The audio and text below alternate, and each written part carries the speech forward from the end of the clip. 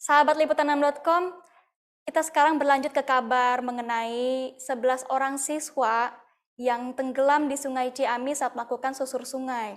Tapi sebelum itu, akan ada video penjelasan terlebih dahulu dari Ridwan Kamil mengenai kejadian ini. Saya sudah minta sesuai kewenangan level SMP Sanawiyah itu ada di Bupati dan Kemenak ya untuk melakukan evaluasi menyeluruh. Utamanya saya melarang ada susur sungai di masa depan kecuali sudah ada SOP yang jelas dari BPBD. Oleh karena itu saya minta BPBD menyusun sebuah SOP bagaimana kegiatan alam itu bisa dilaksanakan tetap dengan mengutamakan keselamatan dan keamanan. Mungkin BPBD saya sudah minta berkoordinasi sama pencinta alam profesional ya seperti Wanadri misalkan. Nah, sehingga di masa depan tidak boleh terulang lagi hal-hal seperti ini. Saya minta sekolah juga bertanggung jawab dan terus menjadikan ini sebagai hikmah ya, karena kehilangan satu nyawa itu tidak bisa tergantikan oleh apapun, apalagi sekarang jumlahnya tidak sedikit. Sudah ada reporter kita yang berada di Ciamis, yaitu Jayadi Supriyadi, akan melaporkan langsung atas kejadian ini. Halo Mas Jayadi. Halo Mbak, sedikit Iya. saya buka ternya. Baik Mas Jayadi.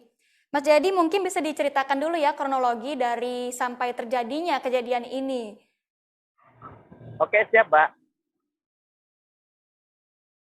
Sebagaimana yang diketahui bersama bahwa hanya pada hari Jumat lalu tanggal 15 Oktober pada pukul 15 atau mungkin awal kegiatan MTS Harapan Baru yang berada di desa Utama Kecamatan Cimahi Kabupaten melakukan kegiatan sekolah. Maaf Mas Jayadi, agak kurang terdengar suaranya, mungkin karena headsetnya. Oke Mbak, sudah kedengaran? Iya, mungkin agak sedikit lebih dekat dengan mikrofonnya Mas Jayadi. Halo Mbak, sudah kedengaran jelas? Iya, sudah kedengaran. Bagaimana Mas Jayadi, mungkin bisa diulang dulu ya untuk kronologinya seperti apa? Oke. Baik, jadi informasi terbaru seputar meninggalnya 11 siswa MTS Harapan Baru yang berada di desa Mekar, Kecamatan Cimahi Kabupaten. Bahkan kejadian yang memang sulit diprediksi sebelumnya. Sebab pada kenyataannya kegiatan tersebut merupakan kegiatan rutinitas sekolah yang biasa dilakukan tiap tahun. Sebenarnya itu bukan kegiatan susur sungai, tapi kegiatan tadabbur alam. Cuma kebetulan pihak sekolah yang memang berdekatan tidak terlalu jauh dengan sungai itu kerap melakukan kegiatan tersebut, dan ini bukan pertama kali.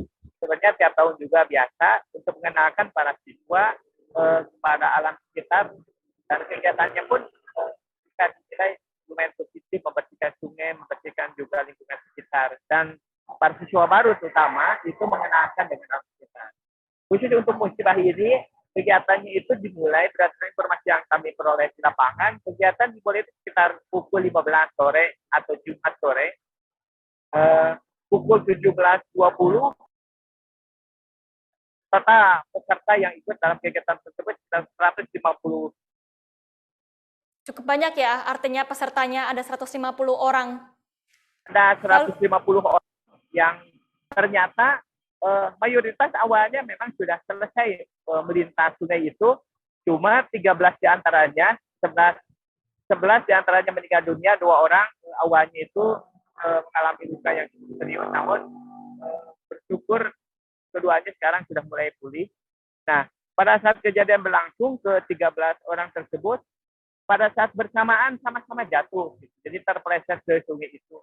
Jika dilihat sepintas, memang sungainya terlihat tenang, bahkan berdasarkan hasil penyelidikan pertama Inafis Polres Tasikmalaya, kedalamannya itu bervariasi dari 1 sampai 5 meter. Cuma memang di sana berdekatan dengan yang namanya lewit atau mungkin apa ya lewit itu kalau bahasa Indonesia palung ya, palung kecil gitu yang kedalamannya lumayan sekitar 5 meter.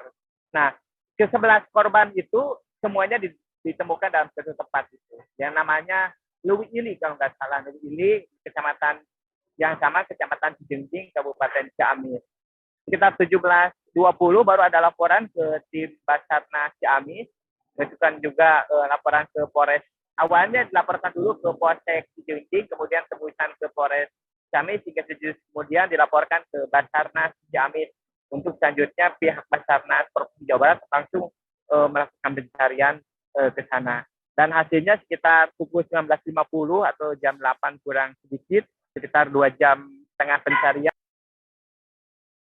yang dinyatakan hilang itu sudah berhasil ditemukan dalam keadaan dua orang lain berhasil ditemukan sejak awal, namun kondisinya cukup kritis dan langsung mendapatkan perawatan secara intensif di Rumah Sakit Umum Daerah Kabupaten Ciamis. Demikian informasinya, Mbak. Oke, Mas Jayadi. Untuk para siswa sendiri, apakah mereka dibekali oleh peralatan keselamatan? Artinya ada tali atau pelampung mungkin saat mereka melakukan kegiatan ini? Untuk data pasti masih dilakukan penyelidikan lebih lengkap oleh pihak kepolisian.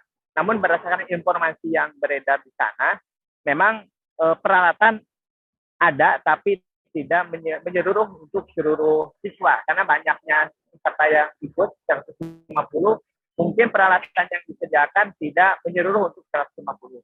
Jadi analoginya mungkin yang kami tangkap di lapangan, si siswa menyeberang itu dalam jumlah yang apalah istilahnya bergantian. Cuma nahas yang ke-11 korban yang meninggal dunia itu pada saat itu jatuh bersamaan dan lokasinya di tempat yang terakhir kali mereka ditemukan pada saat korban diangkat oleh jenazah. Oke, Mas Jayadi. Artinya para siswa ini meskipun ada sedikit alat untuk membantu mereka, namun tidak semua siswa memakainya ya, Mas Jayadi ya? Informasi yang saya peroleh demikian, Mbak. Jadi tidak semuanya siswa mendapatkan alat bantu itu. Jadi sistemnya adalah bergantian. Jadi mungkin kelompok pertama sudah selesai menyeberang, baru kelompok kedua dan selanjutnya. Dan pada saat yang bersamaan setelah itu selesai, pas kelompok yang korban 11 orang ini totalnya sebenarnya 13, sementara yang tadi saya sampaikan 2 orang sudah selamat. Itu nahas nasibnya lah gitu, demikian, Mbak. Baik, mungkin terakhir ya Mas Jayadi, apakah ada tanggapan sejauh ini dari pihak sekolah? Sampai sejauh ini informasi yang saya peroleh, pengumuman secara resmi dari pihak sekolah maupun pesantren itu belum disampaikan karena berdasarkan informasi yang beredar belakang kelas pelajar MTS Harapan Baru itu ternyata adalah mayoritasnya siswa di pesantren Cijantung. Dan belakang pihak pesantren istilahnya belum mengizinkan. Ini masih simpang siur sebenarnya mana yang kegiatan, sebab beberapa saat sempat juga menyatakan dari pihak sekolah bahwa kegiatan tersebut adalah kegiatan resmi, kegiatan biasa juga. Mereka mengatakan tadabur alam, tapi ternyata melakukan pihak. Baik. Terima kasih atas laporannya Mas Jayadi. Semoga ada penanganan lebih lanjut atas kejadian ini ya. Kita akan tunggu kabar selanjutnya lagi nanti. Baik, kalau begitu sampai bertemu lagi Mas Jayadi dan selamat kembali bertugas. Sama-sama, Mbak. Terima kasih, Mbak. Selamat di Jakarta semuanya.